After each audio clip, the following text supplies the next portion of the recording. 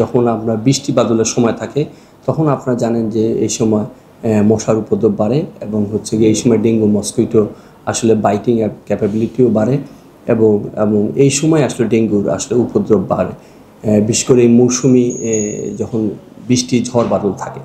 তাহলে আমরা সবাই জানি যে এই সময় আমরা যাতে সবাই সচেতন হই বিভিন্নভাবে, যেমন আমাদের কোনো জায়গায় যাতে পানি জমে না থাকে বাসায়, কারণ এটা হচ্ছে আপনার পরিষ্কার পানিতে এই মশাগুলি ব্রিডিং হয়।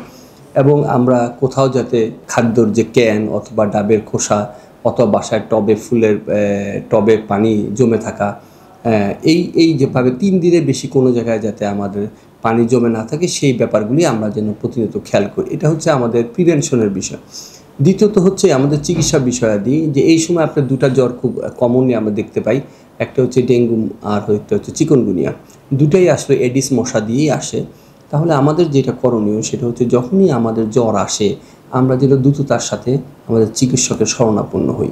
2টা কারণে এই শরণাপন্ন হওয়াটা জরুরি। যেমন ধরেন আপনার যদি ডেঙ্গু হয়, আপনি যদি দ্রুত চিকিৎসকের কাছে আসেন এবং উনি আপনাকে যদি এই একটা প্ল্যান, চিকিৎসার কিছু প্ল্যান আছে। ডেঙ্গুতে আসলে 3 ধরনের সময় থাকে, একটা হচ্ছে যে আপনার জ্বরের সময় এবং হচ্ছে জ্বরবিহীন সময়, এবং একটা হচ্ছে রিকভারি টাইম। ওয়ালটন এখন দেশের সীমানা পেরিয়ে পৌঁছে গিয়েছে 50টিরও বেশি দেশে।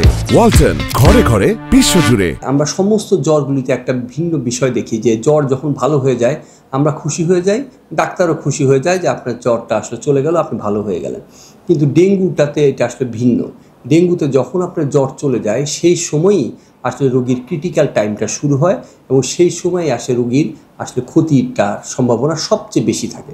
তাহলে আমরা যখন ডেঙ্গু রোগীর জ্বর হলো, আমরা বাসায় চিন্তা করলাম যে হ্যাঁ 2 দিন 3 দিন হয়ে গেল, জ্বর তো ভালো হয়ে গেছে, এখন আমরা বাসায় থাকি, ডাক্তারের কাছে যাওয়ার দরকার নেই।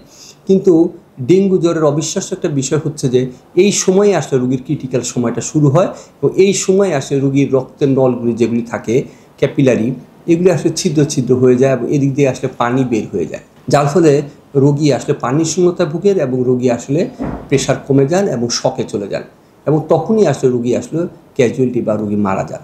তাহলে আমরা যদি প্রথম থেকে ডাক্তারের সাথে শরণাপন্ন হই এবং ডাক্তারের কাছে আসি, ডাক্তার যদি চিকিৎসা ব্যবস্থাটা আপনাকে সুন্দর করে বুঝিয়ে দেন এবং আপনি 7 থেকে 8 দিন পর্যন্ত ডাক্তারের সাথে আপনি যদি নিয়মিতভাবে ডাক্তারের পর্যবেক্ষণ থাকেন, আমরা বিশ্বাস করি যে আপনার স্বাভাবিক জীবনে ফিরে আসার সম্ভাবনা সবচেয়ে বেশি। ডেঙ্গু যখনই শুরু হবে, আমার প্রথম শব্দ হচ্ছে যখনই আপনার এরকম একটা ঝড় বৃষ্টির সময়, এরকম একটা বৃষ্টির সিজনে, রেইনি সিজনে আপনার যখন জ্বর হলো, অবশ্যই প্রথম কথা হচ্ছে জ্বর আসলে অবশ্যই আপনার চিকিৎসকের শরণাপন্ন হবেন এবং আপনার চিকিৎসক আপনার শরণাপন্ন দেখে আপনার লক্ষণ দেখে ওনারা চিন্তা করবেন যে আসলে আপনার কী রোগ, এরপরে কিছু পরীক্ষা করবেন।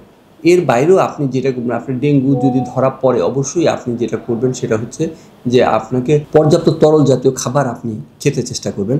এর মধ্যে আমরা যেটাকে বলি, আমরা একটু ডাবের পানির কথা বলি, একটু ওটস স্যালাইন খেতে বলি, এই জাতীয় খাবার। এর পাশাপাশি আমরা নিয়মিত যে খাবারগুলি আছে, যেমন আপনি নর্মালি আপনি যে ভাত মাছ শাকসবজি যেগুলি খান সেগুলিও খাবেন।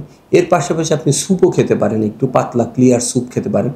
এই খাবারগুলো আমরা বলবো যে নিয়মিত আপনাকে খেয়ে যেতে এবং রেগুলারলি ডাক্তারের শরণাপন্ন হওয়া, প্রেশার মনিটর করা, যাতে করে আপনি প্রেশারটা আপনার কন্ট্রোলের মধ্যে থাকে এবং নিয়মিতভাবে ডাক্তারের শরণাপন্ন হয়ে রক্ত পরীক্ষাগুলি বজায় রাখা, যাতে করে আপনি আপনার প্রেশার এবং অন্যান্য শারীরিক কোনো উপসর্গ হলে সেটা ডাক্তার সাহেব দ্রুত এটা ম্যানেজ করতে পারেন। কিন্তু ডেঙ্গু রোগী কোনোভাবেই ঘরে বসে থাকার কোনো সুযোগ নেই, তাকে অবশ্যই চিকিৎসকের শরণাপন্ন হতে হবে এবং চিকিৎসকের পরামর্শ অনুযায়ী তাকে চিকিৎসা ব্যবস্থায় থাকতে হবে। ডেঙ্গুর সময় আমরা মশারির ভিতর থাকাটা বাঞ্ছনীয়, কারণ এই সময় আপনার যে ভাইরাস আপনার থাকে, ডেঙ্গু কিন্তু মস্কিটো আপনাকে কামড় দিলে সে কিন্তু আপনার থেকে ফিড নেবে, এখানে সে ভাইরাসগুলি গ্রহণ করবে, সেইটা কিন্তু সে আবার অন্য কারোর মধ্যে ছড়ানোর চেষ্টা করবে। সুতরাং এই সময় মশারির ভিতরে আপনার থাকাটা বাঞ্ছনীয়।